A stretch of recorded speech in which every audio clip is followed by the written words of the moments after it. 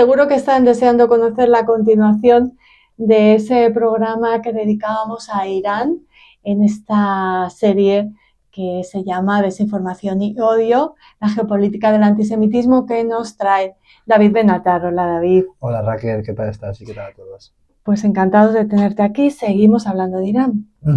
Pues sí, vamos a continuar un poco con, tras haber hecho un repaso por los ejemplos quizás históricos, también contemporáneos, vamos a darles el sentido geopolítico, de la misma forma que hicimos con Rusia. Bueno, y es que quizás esto lo deje para ya el siguiente programa, para ya cerrar con las conclusiones entre los dos estados, Rusia e Irán, y ver qué hemos sacado de todo ello. Pero sí que una primera comparación entre ellos ya nos indica una de las primeras diferencias, y es que a diferencia del caso ruso, en Irán vemos cómo la lucha del Estado contra el Estado de Israel trasciende de una tendencia geopolítica, como sí que puede ser en el caso ruso, que aún así hay un antisemitismo latente a lo largo de los últimos 100 años, pero en el caso de Irán, el antisemitismo con ese componente antisionista han sido desde la revolución de 1979 impulsados desde esferas institucionales, convirtiéndolos en elementos claves de la cohesión identitaria. ¿Qué quiero decir con que el antisemitismo sea clave o que forme parte de una cohesión identitaria? Bueno, pues como había hablado en otras ocasiones, el sharp power, el poder afilado, sirve precisamente para eso, para el control interno, consolidar unidad nacional, fortalecer liderazgo, no solo internamente, sino en una región que, bueno, en este caso sería el Medio Oriente. Pero no solo en Medio Oriente, sino también en el mundo islámico. El antisemitismo, en el caso de Irán, cumpliría en realidad con una función psicosocial. Una sensación de pertenencia, una sensación de lucha contra un enemigo. Es algo que constituye un elemento identitario muy fuerte y hace que en momentos de crisis esa identidad se reafirme y nos sintamos más unidos a un Estado, en este caso al Estado iraní. Irán lo hace muy bien internamente, pero también lo intenta proyectar con un sentido geopolítico, pues es un regionalismo en Medio Oriente, pero también a un sentido más panislamista, es decir, de estados islámicos. ¿El antisemitismo une a chiíes y a suníes, Efectivamente, lo que pretende el Estado iraní es salvar muchas veces esas diferencias sectarias que muchas veces son disruptivas, que ha habido muchas fracturas sociales en Medio Oriente a raíz de esas diferencias que son muy sectarias entre chiitas y suníes, pero también entre lo que es árabe y persa, que también es una diferencia muy sectaria en Medio Oriente. Y todo ello, evidentemente, no se puede reducir a todo a través del antisemitismo, pero el antisemitismo se compone como un elemento muy importante para unificar y esa lucha contra el Estado de Israel de la que Irán pretende ser el líder o posicionarse como hegemón regional. Como digo, no solo a través de esa concepción de puramente lucha contra Israel, sino también lo que hace que ahora también nos adentraremos un poquillo en este tema es presentarse como líder de la causa antisionista o opositor inquebrantable ante el régimen sionista, pero también como una lucha contra Occidente, contra lo que representa Occidente, antiimperialista, y eso se ve muy bien en discursos de medios iraníes, cómo quieren acercarse a la izquierda global mediante esos discursos de anticolonialismo, antiimperialismo. Israel representaría eso. Irán también encabezaría esa lucha antiimperialista, anticolonialista, antiglobalista, etc. Es como al final el antisemitismo, si nos damos cuenta, tiene una proyección performativa. ¿Y qué quiere decir esto? Bueno, hay muchos autores que tratan de analizar si el discurso iraní es performativo o es exterminacionista. Es decir, si tiene una proyección verdaderamente de exterminio o si, por el contrario, es una actuación que realmente lo que hace es esto, reforzar identidades, consolidarse como líder, salvar diferencias sectarias internas o regionales, y muchos de ellos concuerdan en que al final es más bien algo performativo, tiene una proyección performativa. Especialmente en momentos de crisis interna, que ahora vamos a ver un poco también lo que significa esto. La retórica agresiva de Irán, las amenazas a aniquilación, sirve para satisfacer a muchas posiciones sectarias o partidarios más radicales sin necesariamente comprometerse a una acción militar directa, o si lo ocurre, que ha ocurrido, sin prever una gran escalada.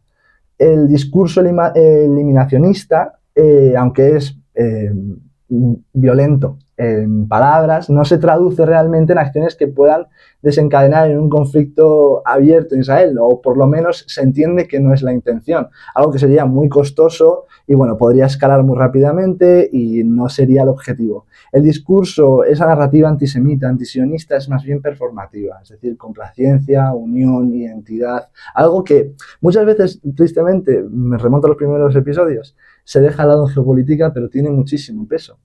Y vuelvo otra vez a lo que decía sobre crisis internas, cómo es más peso, tiene más peso este tipo de discursos durante crisis internas.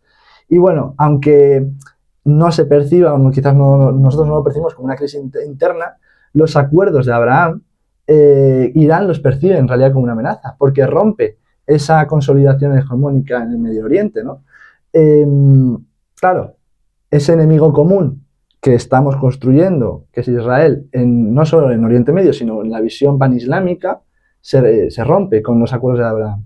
Cuando Israel más se acerca a Estados árabes a través de bueno, pues acuerdos de paz o acuerdos comerciales, esa normalización de Israel y los Estados árabes amenaza con deslegitimar la narrativa anti-israelí que usa Irán para proyectarse como líder islámico. Es más, como vemos, el aumento de propaganda después del 7 de octubre, y es que de Irán tiene un sentido, y es que el 7 de octubre representa para Irán una oportunidad para reavivar el sentimiento antisionista en el mundo árabe, fortaleciéndose nuevamente como líder ante Occidente y líder del mundo islámico, evitando que, bueno, que pues, esas tendencias que había, que reflejadas a través de los acuerdos de Abraham, de desviarse en torno a otros ejes de poder. Entonces, sí. Sí, y en su apoyo a Hamas deja de ser performativo. Claro, ¿no? el apoyo, pero sigue siendo algo indirecto de alguna forma. O sea, es verdad que la guerra proxy no es las guerras así, los conflictos, bueno, muchos tipos de guerras híbridas, los conflictos a través de proxies, pueden ser directos, pero es más de una forma más indirecto. No llega a ser un ataque de un Estado, es más como un grupo terrorista, entonces sigue siendo percibido como algo indirecto, no eliminacionista.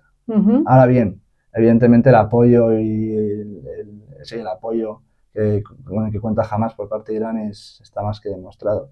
De hecho, bueno, algo que me gustaría también destacar y que a mí me supone una reflexión de las más interesantes del antisemitismo de Irán es muchas veces el componente que también se hace desde el antisemitismo de izquierdas, también en España, pero que bueno, que Irán muy inteligentemente aprovecha, es precisamente la pretensión iraní de presentar a Israel como una extensión directa del imperialismo occidental. En muchos discursos de dirigentes iraníes, bueno, se liga el sionismo con el intrínsecamente capitalista. Bueno, es lo que uno de mis autores que más uso para referenciar en temas de antisemitismo, Jeffrey Herf, señala cómo la propaganda antisionista y antisemita en el mundo árabe e islámico ha sido moldeada por intereses ideológicos más que por hechos históricos. Es decir, esa obsesión de fijarse en el sionismo como un movimiento intrínsecamente capitalista, imperialista, pues olvida desde luego el pasado histórico del movimiento sionista, de los primeros años sobre todo, del apoyo socialista esencial, ¿no? Y sobre todo, muchas veces es que es necesario ese olvido histórico para poder construir esta narrativa.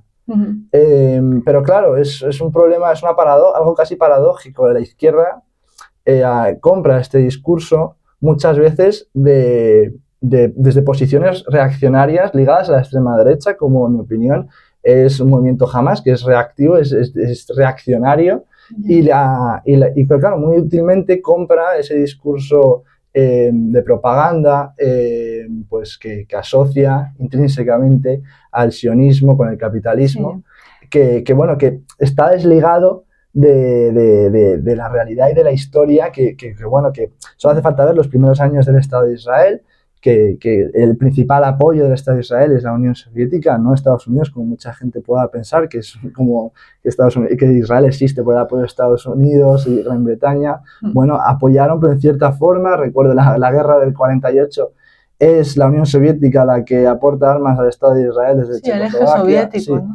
Entonces, como que Irán reproduce ese discurso. Sí, mira, volvamos un poco a tu entrega anterior, cuando hablamos de Hispan TV, ¿no? Sí. ¿Quién estaba al frente de Hispan TV? Eran políticos o comunicadores supuestamente de izquierda que repiten ese mensaje que iguala al sionismo con lo conservador o con la ultraderecha, ¿no? Es muy importante entender la historia, quizás vamos a realizar una crítica o a asumir el sionismo, vamos a entender o a criticar el movimiento político o la visión política del sionismo, entender los orígenes, cómo ha sido realmente el sionismo antes de tacharlo de movimiento imperialista, porque quizás al hacer eso estamos cayendo en patrones de antisemitismo al ligar nuevamente al judío capitalista, porque la realidad es otra. Entonces esa conjunción de sionismo con capitalismo casi pues inseparable, ¿no? Parece más que viene de algo anterior, que en este caso un tropo antisemita, que de una realidad histórica, ¿no? Entonces... Te he interrumpido, no sé si nos acercamos al final. Sí.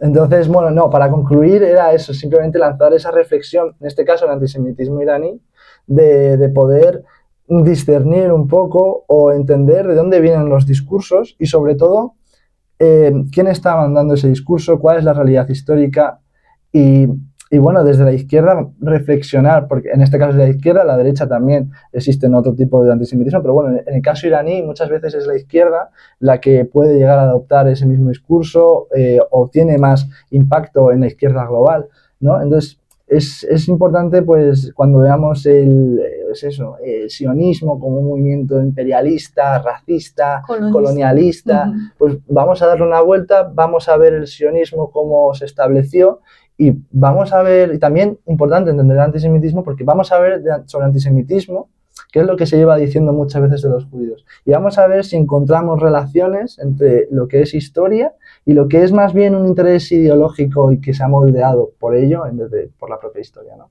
Pues interesantísimo. Creo, ¿vas a preparar o vas a entregarnos otra entrevista, otro programa sobre la relación entre Rusia Sí, vamos a hacer un último programa ya para cerrar ya los programas que hemos hecho. Como conclusiones, lo que hemos ido aprendiendo a través y sobre todo un poco comparativo entre Rusia e Irán, las similitudes, las diferencias, sí, yo creo que será muy interesante. Sí, seguro que están de acuerdo y están deseosos de oír ese programa. Te agradecemos mucho, David, que hagas este recorrido por el antisemitismo geopolítico, que nos lo cuentes tan claramente, con datos, con informes, aquí en Radio Sefarad. Muchísimas gracias a ti y, por supuesto, a todos los que nos escuchan y ven. Hasta el próximo programa.